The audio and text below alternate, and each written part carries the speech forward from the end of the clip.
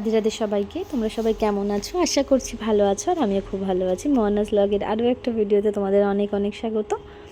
এর আগের দিন যে ভিডিওটা আমি শেয়ার করেছিলাম সেখানে তো আমি শুধুমাত্র পোখরা পর্যন্ত পৌঁছানোরই ভিডিও তোমাদের সাথে শেয়ার করেছিলাম। তো এখন চলো আসি তারপরের ভিডিও ক্লিপগুলোকে নিয়ে। এগুলো আমি সেভ তো করে রেখেছিলাম, বাট তোমাদের সাথে শেয়ার করতে পারিনি, তো আজকে শেয়ার করছি। দেখো, আমরা মোটামুটি আমাদের হোটেলের সামনে চলেই এসেছিলাম। তার আগে একটু আমাদের খুঁজতে সময় লাগছিলো, কারণ সব হোটেলগুলো যেহেতু 25 তারিখ ছিল, সব হোটেল কিন্তু একদম বুকড ছিল। তো যাই হোক, আমরা এই হোটেলটায় এসেছিলাম। এখানকার যিনি ছিলেন তিনি খুব ভালো ছিলেন, খুব ভালো কথাবার্তা বলছিলেন, একটা বাচ্চাও তার ছিল। তো যাই হোক, হোটেলটা বেশ ভালো। আমরা এসেই নিজের নিজের রুমে চলে আসার পরে আমরা ফার্স্টে ভাবছিলাম এখন কি করব, আগে কি একটুখানি আমরা রেস্ট নেব, নাকি তা আগে বাইরে থেকে খাওয়া দাওয়া করে এসে তারপরে আমরা একটুখানি শোবো বসবো। যতই হোক গাড়িতে একটা ধকল তো আছে বটেই। তো যাই হোক, এটা ভাবতে ভাবতে সব কিছু রেখে রেখে আমরা ভাবলাম যে না, আগে থেকে বাইরে থেকে কাজ বাজগুলো কমপ্লিট করে আসি, তারপরে নয় একবারে শোয়া ঠোয়া যাবে। তো রুমটা বেশ ভালোই ছিল, রুমের সাথে একটা ব্যালকানিও ছিল, ছোটো মার রুমটাও বেশ ভালো ছিল। আর আমাদের পাশের ঘরটাই, এই পাশের যে রুমটা মানে আমাদের রাইট সাইডের রুমটাই কিন্তু ছোটো মাদের ছিল। তো যাই হোক, এইসব দেখে ঠেকে আমরা ফার্স্টেই যাই কিন্তু বাইরে কি খাবো সেটা দেখবার জন্য। তো এখানে আমরা প্রথমেই এসে একটু ভাবলাম যে এখানে এসেছি, এখানকার ফুচকা ট্রাই করি। কিন্তু বিশ্বাস করো, ওই 8টা ফুচকা 160 টাকা দাম, আর একদম বাজে খেতে। ঠিক আছে, খুব বাজে খেতে। একটা খাওয়ার পরে আর মন করছিল না খাওয়ার। তো যাই হোক, তোমরাও গিয়ে, আমি বলবো না কেউ খাবে না, একটুখানি ট্রাই করো। বাইরের কোথাওকার কী খাবার ভালো সেটা একটু দেখা উচিত। আর তারপরে এগুলো খাওয়ার মানে ফুচকা টুচকা খাওয়ার পরে আমরা ছোটোখাটো দোকানপাটগুলো এখানে দেখছিলাম, যেহেতু এটা একদম পোখরা লেকের একদম পাশেই। এইটা কিন্তু, এই মার্কেটটা কিন্তু ইন্ডিয়ানসদের জন্য নয়, একদমই নয় ইন্ডিয়ানসদের জন্য, কারণ এখানকার জিনিসপত্র খুব এক্সপেন্সিভ। তো যাই হোক, ওগুলো দেখতে দেখতে একটু এগিয়ে এসে আমরা এই হোটেলটা পেয়েছিলাম। এখানেই আমরা 3 দিন খাওয়া দাওয়া করেছিলাম। আর এখানের খাওয়া দাওয়া প্রথম দিন আমাদের একটুখানি পছন্দটা একটুখানি গড়বড় হয়ে গেছিলো, আমার বিশেষ করে। ফার্স্ট ডেতেই ভেবেছিলাম আমি একটু মোমো ট্রাই করবো, বাট আমি তো বলে দিয়েছিলাম যে আমি মোমো খাবো, বাট সেটা একদম খতরনাক, একদম সাংঘাতিক মোমো ছিল। এখানে আমরা ভেজ খাবারই খেয়েছিলাম, ননভেজ আমরা অন্য কোনো দোকান থেকে খেতে চাইনি, কারণ এখানে যে কোনো কিছু নাকি খাবার দিয়ে দিচ্ছিলো, সব কিছু সব জায়গায় অ্যাভেলেবেল, ওই জন্য আমরা অন্য খাবার খাইনি। এখানে আমরা ভেজ খাবারই খেয়েছিলাম। তো আমি সেদিন ভুল করে যে নুডলস নিয়ে ফেলেছিলাম উইথ মোমো। আমি ফ্রাই মোমো খেতে ভালোবাসি তাই, কিন্তু একদম বাজে ছিল, নুডলসগুলো খুব মোটা মোটা। তো যাই হোক, ওটাকে ওখান থেকে খাওয়া দাওয়া করে আমাদের হোটেলের সামনে এরকম একটা রেস্টুরেন্ট ছিল, তো সেখানে এরকম সব স্যান্টা ব্যান্টা সাজানো ছিল, খুব ভালো ডেকোরেশন করা ছিল এখানে। শুধু এখানে নয়, আরও সব যে কোনো জায়গা, মানে আরও সব যেই সব জায়গায় সাজানো হয়েছিল না, ডেকোরেশনগুলো কিন্তু খুব সুন্দর। এখানকার বোধহয় কোনো একটা ফেস্টিভ্যাল চলছিল, সেই কারণে আরও বিশেষ করে এখানটা সাজানো হয়েছিল। আর এখানে যেখানে আমরা এসেছিলাম পোখরাতে, এখানে এসে কিন্তু আমরা জানতে পারি এখানে খুব বেশি ক্যাসিনো আছে। তো মানে এখানে এটা না, আমাদের এই সব জায়গাতে যেমন এটা লিগাল নয়, নেপালে কিন্তু ওটা একদম মানে লিগাল। ওখানে সবাই খুব এই ব্যাপারটা নিয়ে খুব অ্যাডিক্টেড। আর চারিদিকে তো আমার একটা ইচ্ছা ছিল যে কোনো কাসিনোতে একবার যাওয়ার, বাট আমরা না সেরকম সুযোগটা পাইনি, কারণ ঠান্ডাটাও অনেকটা ছিল, আমরা যেতে পারিনি। দেখো, প্রত্যেকটা রাস্তা যে মোড় মোড়ে এসে পৌঁছাচ্ছি এরকমভাবে কিন্তু ডেকোরেশন প্রত্যেকটা জায়গাতেই ছিল। আমি সবগুলো তো দেখাতে পারছি না, যে কটা আমি নিতে পেরেছিলাম ক্লিপ, আমি ভাবলাম তোমাদের সাথেও শেয়ার করি, মেবি তোমাদেরও ভালো লাগবে। আবার এটা হচ্ছে মেন পোখরা লেক, আর ওই মাঝখানে যে জায়গাটা দেখা যাচ্ছে সেখানটায় কিন্তু মেলা বসেছিল। এ দেখো, প্রত্যেকটা জায়গা মানে প্রত্যেকটা হোটেল বলো, রেস্টুরেন্ট বলো, যা বলো, সব কিন্তু খুব ভালোভাবে সাজানো ছিল। এবার এটা হচ্ছে গিয়ে কিন্তু তার পরের দিন নেক্সট ডে সকালবেলায়। আর সকালবেলায় বেশ ভালো লাগছিলো এখানে দাঁড়িয়ে ভিউটা দেখতে, কিন্তু ভিউটা দেখতে কেমন একটা বোকা বোকা বললাম না।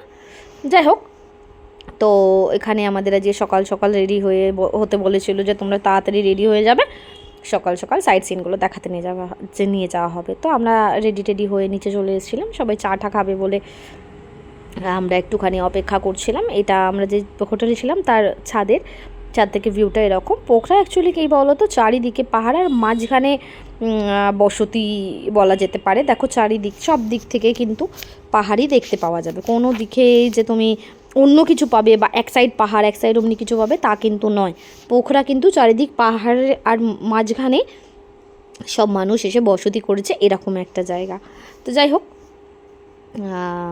এই যে এটা আমাদের হোটেলের টেরেস থেকে দেখা যাচ্ছিল। তো তারপর আমরা ওখান থেকে কিছু ফটো ক্লিপ নিয়ে আমরা আবার নিচে চলে এসেছিলাম। চলে এসে এখানে আমরা দাঁড়িয়েছিলাম, আর এখানে আমরা তখন চা খাচ্ছিলো। আর এখানে খেতে খেতে আমাদের একটা ভাবনা এসেছিলো আমার কাকিমা শাশুড়ির, যে এই গাছগুলোকে কি বলে, এই গাছগুলোকে নিয়ে আসতে হবে।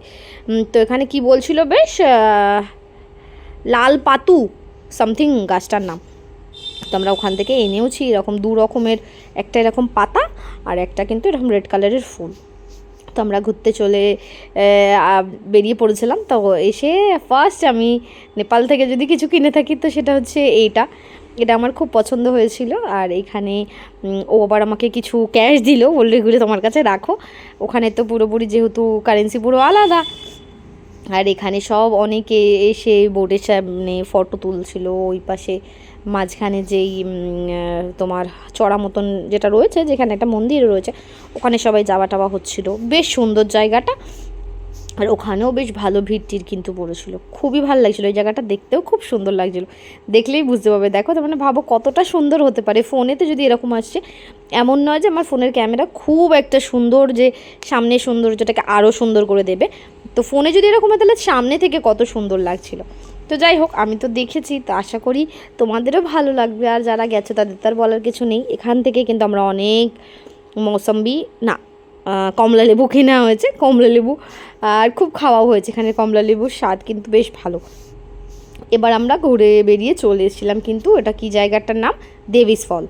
তো এখানে এসেছিলাম, আর এখান থেকে আমাদের কিছুটুকু কেনাকাটা আমরা করতে পেরেছিলাম। তো যাই হোক, খুব বেশি কেনাকাটা আমরা করতে পারিনি। এখানে একটা ওয়াটারফল ছিল, এই দেখো মেন ওয়াটারফল হচ্ছে এটা। এখানে বেশ ভালো ভিড়ও ছিল আর আওয়াজও ছিল। আমি যেহেতু এখানে অনেকের কথার আওয়াজ টাওয়াজ আসছিলো, তো সেগুলোকে আমি কেটে দিয়ে আমি সাউন্ড ওভার দিয়ে দিচ্ছি। এখানে কিন্তু খুব বেশি আওয়াজ আসছিল। আর এখানে আমরা ছোটো ছোটো ক্লিপও কিছু নিয়েছি। এখানে রোদটাও বেশ ভালো ছিল। সকালবেলার দিকে ঠান্ডা হলেও পরে কিন্তু বেশ গরম লাগছিল, আর রাতের দিকে আবার খুব বেশি পরিমাণে ঠান্ডা লাগছিল। তো এখানে আমি আবার কি একটা গজগজ করছিলাম না, কি ওটা একটা বলছিলাম আমি, সেটা আমার মনে নেই। তো যাই হোক, এখান থেকে কেনাকাটা করে তারপরে ওখান থেকে বেরিয়ে তার সামনেই একটা কিন্তু মন্দির আছে, যেটা হচ্ছে গুপ্তেশ্বর মন্দির। তো যাই হোক, এই মন্দিরের সামনেও বেশ কেনাকাটার জন্য জিনিসপত্র ছিল, কিন্তু এখান থেকেও আমি সেরকম বিশেষ কিছু কিনিনি। ওরকমই একটা নেপালি মঙ্গলসূত্র কিনেছিলাম রেড কালারের। তো আমার কেনাকাটার বলতে গেলে ওরকমই ছোটো 2টো জিনিস কিনেছি। আরগুলো ভেবেছিলাম অন্য এক জায়গা থেকে কেনাকাটা করব, বাট আমাদের কপালটা এতটাই খারাপ গেছে যেখানে মার্কেট পুরো বন্ধ ছিল স্যাটারডে হওয়ার জন্য। তো যাই হোক, এবার আমরা ওখানে ঘুরে খানিকটুকু মার্কেটটা দেখে, যেহেতু আমাদের তাড়াহুড়ো ছিল না, আমাদের অনেক কটা জায়গা একসাথে ঘোরার ছিল, তো সেই কারণে আমরা খুব একটা সময় এক একটা জায়গায় দিতে পারিনি। আমরা চাইছিলাম যে আমাদের মেন ভিজিটিং পয়েন্ট যেটা ছিল সেটা যেন আমরা ভিজিট করতে পারি, আর দেন আমরা কেনাকাটা আমরা এক জায়গা থেকে করব, সবাইকার জন্য কেনাকাটা করে নেব। এটা হচ্ছে জ্ঞানেশ্বর মন্দির। এই মন্দিরটার আমাদের এরকম উপর থেকে গিয়ে আমাদের যে কি কঠিনভাবে আমরা এই মন্দির থেকে গেছি আর মন্দিরের ভেতরে ঢুকেছি, নিচে নেমে তারপরে উঠেছি, আমি জানি না আমি কিভাবে এক্সপ্লেন করব। এই মন্দিরটা বেশ ঘুরে আমরা তো গেছি। ঘুরে যাওয়ার পরে এইটা হচ্ছে গিয়ে একটা কেভ। আগে তো অতটা বুঝতে পারিনি, আমি ভাবছিলাম বুঝি এরকমই, বেশ সুন্দর লাগছিলো, ইন্টারেস্টিং লাগছিলো, ঘুরে দেখার মতন। কিন্তু তারপরে এখান থেকে আমরা এমন একটা জায়গায় গেলাম, সেখানে গিয়ে আমার খানিকক্ষণের জন্য মনে হচ্ছিলো আমি বুঝি দমই নিতে পারবো না। খুব একটা কষ্ট হচ্ছিল, আর মানে খুবই কষ্ট হচ্ছিল। এখানে আমি কি করে বোঝাবো যে এটা কিভাবে, এই জায়গাটারই আমি মেন কথা বলছিলাম। আর এখানে এত বেশি লোক আসছিল, এক এক করেই যেতে পারবে, একদম খুব হজপচ ব্যাপার। তো তো যাই হোক, এটা আমাদের বেশ ভালো লেগেছে। অনেকটা নিচে যেতে হয়েছিল। দেভিস ফলের যেই জলটা ছিল, মেন যে ওয়াটারফলটা, সেই জলটা কিন্তু এখান থেকেও এই কেভের মানে যতদূর আমরা গেছিলাম সেখান থেকে ওপর থেকে চুয়ে পড়ছিল। ইনফ্যাক্ট নিচেতেও ওই জলটা বয়ে যাচ্ছিল সেই পর্যন্ত। মানে মানে যারা যারা না দেখবে তাদেরকে সেভাবে বলে বোঝানোটা খুব মুশকিল।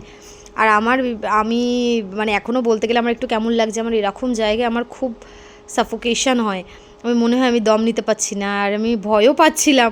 কিন্তু যাই হোক, সবাই ছিল, ও ছিল, খুব ম্যানেজ করছিল। আরও একটা কেভে গেছিলাম, সেটার আমি শর্টস আমি অন্যভাবে শেয়ার করে দেবো। এই দিনই ছিল সেটা। আমার এই ফোনটার আমার ব্যালেন্স বলছি, চার্জ শেষ হয়ে গেছিলো বলে আমি ওই ফোনটাতে ক্লিপিংগুলো নিয়েছিলাম। আলটিমেটলি আমরা ওখানে ওই ফোনে রয়েছে, আমি পরে শেয়ার করব। ওইটা তো আরও খতরনাক একটা কেভে গেছিলাম আমরা।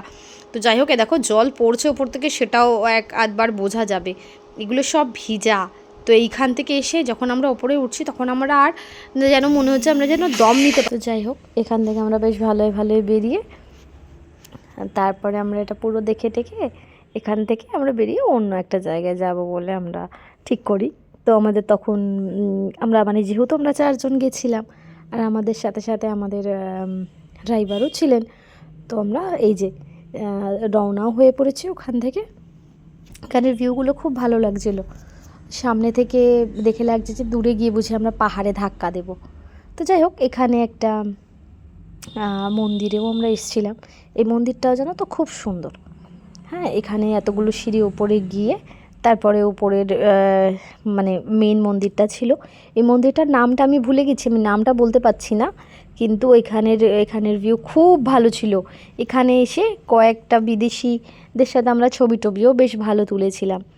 আর এখানে আমরা বেশ অনেকক্ষণ সময় এখানে আমরা দিয়েও ছিলাম। এখানে আমি একটুকু ঘন্টা বাজিয়ে নিলাম। এখানে খুব ভালো লাগছিলো, যেহেতু অনেকটা উঁচুতে তো ক্লিপিংগুলোও নিয়েছিলাম। আর এটা হচ্ছে মেন রাধাকৃষ্ণ মন্দিরও ছিল এখানে, শিব ঠাকুরের মন্দিরও ছিল, মাতাজির মন্দিরও এর মধ্যেই ছিল। এখানে না মেন একটা ঠাকুরের মন্দির কিন্তু হয় না, একটা মন্দিরে বেশ অনেক কটা ঠাকুরের মন্দির কিন্তু আলাদা আলাদা করে থাকে। আমি ম্যাক্সিমামই যেই জায়গাগুলোতে গেছি সেখানেই তাই দেখেছি। দেখো, মন্দিরটা পুরো আমি 360 ডিগ্রি দেখানোর চেষ্টা করেছি, যে যতটা ঘুরিয়ে দেখানো যায়। এখানের ভিউটা অনেকটা এরকম, এই যে এখান থেকে এরকম ত্রিশূলটা দেখা যায়। আর যখন আমরা আসছিলাম না, তখন কিন্তু আমরা ত্রিশূলটা ওই রাস্তা থেকে দেখতে পেয়েছিলাম, তখন ওটা অনেকটা নিচে ছিল।